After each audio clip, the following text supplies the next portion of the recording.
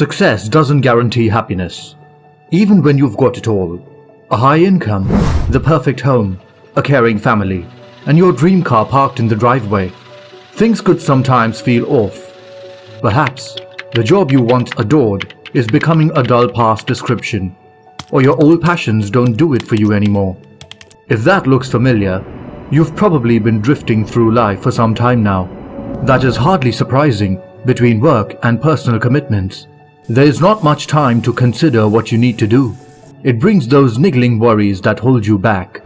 Sure, it would be wonderful to ditch the old-fashioned in favor of something more satisfying, but that will never pay the bills. Well, life coach Dominick Quartuccio says it is an important thing to develop a new mindset to start being proactive about getting the most from your life. Think of it as designing the future you have always wanted. Change can be painful, but it's possible. And as you learn in these videos, there are tons of tools out there to help you along the way.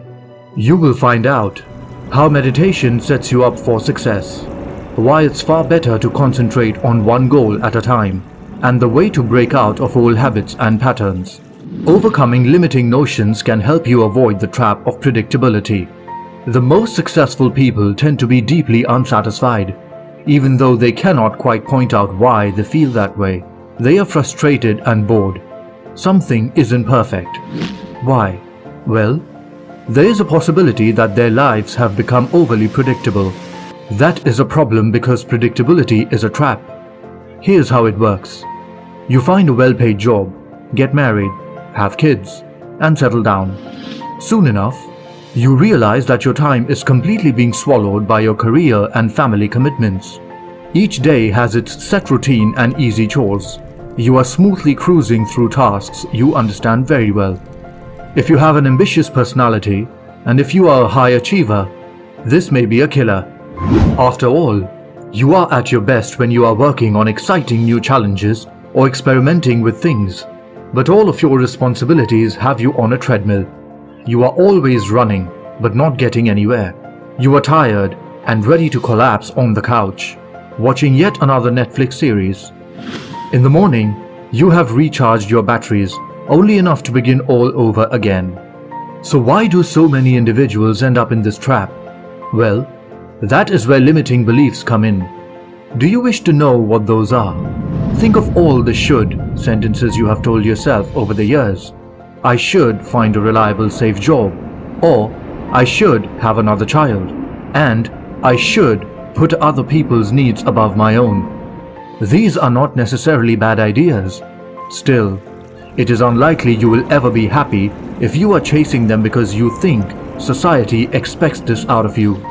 Then there is the notion that you can turn a bad situation around.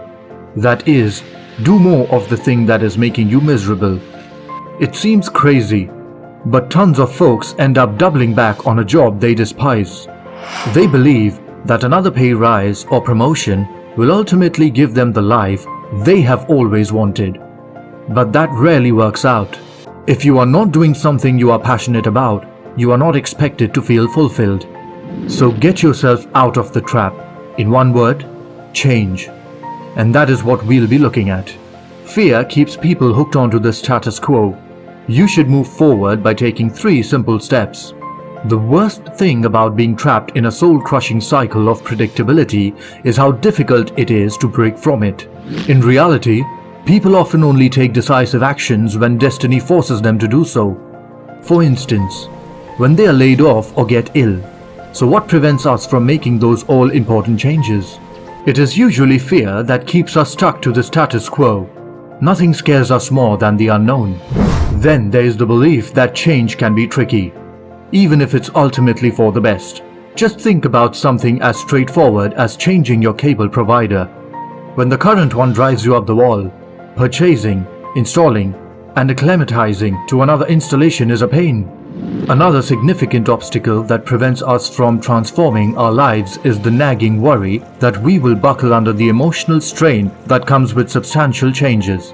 However, the issue here is that we should understand how significant a psychological burden is status quo. Change is painful, but it hurts a lot less than staying in a troubled relationship or working in a job that you hate. It leaves us with the million-dollar question. How do you get started shaking things up and enhancing your life? The great news is, it is simpler than you may think. All it takes are 3 measures: awakening, disrupting, and designing. Awakening is about taking a step back to observe yourself and your behavior, which permits you to begin recognizing the patterns and habits that kept you on that treadmill. To become aware of the things that make you unhappy is your first step to changing them. That brings us to disruption. Here you will want to experiment with breaking from negative cycles. Say you overeat. Dropping that habit for a while is an excellent opportunity to get in touch with what is motivating your behavior. Maybe you overindulge when you are stressed, or perhaps there are different feelings at play. Finally, there is designing. Creating a new, positive routine that helps you live the life you have always wanted to. Connecting yourself with your future can help you start making positive changes. We have seen that fear often holds us back from making changes. But why? After all, most of us know that getting fired or losing a spouse may happen even if we stay with the status quo. A few things are not within our control. This suggests that the real obstacle is not a rational calculation of possibilities, but our inability to envision and associate ourselves with our future. Take the work of economist Hal Hershfield in the UCLA School of Management. His study uses MRI scans to examine people's brain activity when they consider the future. When Hershfield requested subjects to envision themselves 3 to 5 years from now, their brains responded as if they had been thinking about a complete stranger. It goes a long way from explaining why it can be difficult getting from a dead-end job you hate. It is practically impossible to envision what another half-decade in your present position will do to you. That is why it's so important to learn to connect with your future self if you would like to create positive changes in the here and now. So, how does that work? An excellent starting point is visualization. Let us take Chris, who got employed as a salesman for a medical appliances company. He regularly did 12-hour shifts, 6 days per week. He was miserable, but could not figure out how to improve his position. A life coach asked Chris to imagine how he would feel 3 years later on. How motivated would he be? How would his relationships be? More importantly, what did Chris think he would look like? Envisioning the picture of his future self, Chris got scared. It was not a pretty sight, and that was the sole purpose of this exercise. By visualizing his future self, Chris recognized that making changes now would ultimately be less painful than sticking to his present path in life. The outcome? He quit his job and moved out in search of a new vocation. Meditation requires practice, but it can help you embrace your full potential. Meditation might be the most powerful tool to improve your life. Why? Well, it is a vital part of the awakening process we have already mentioned. We will take a look at how it works. One of the reasons we wind up feeling stuck in the current status quo habit is because we were mostly running on autopilot mode when we are going through our daily routines. That is where meditation comes. The practice is all about making a gap between stimulus and response, and learning how to observe thoughts dispassionately without instantly reacting to them. With time, this puts the brakes on automatic behavior. As opposed to leaping out of bed when the alarm rings and sleepwalking your way to the office, you will end up pausing and asking, "Is this what I truly want to be doing?"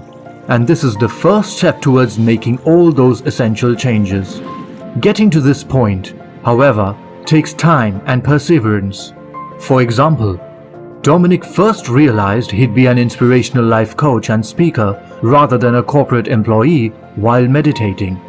When that thought initially originated, a frequent response kicked in. He suppressed the thought by telling himself he would never make enough money doing his dream job. After a further 6 months of meditation, the same thought came up again.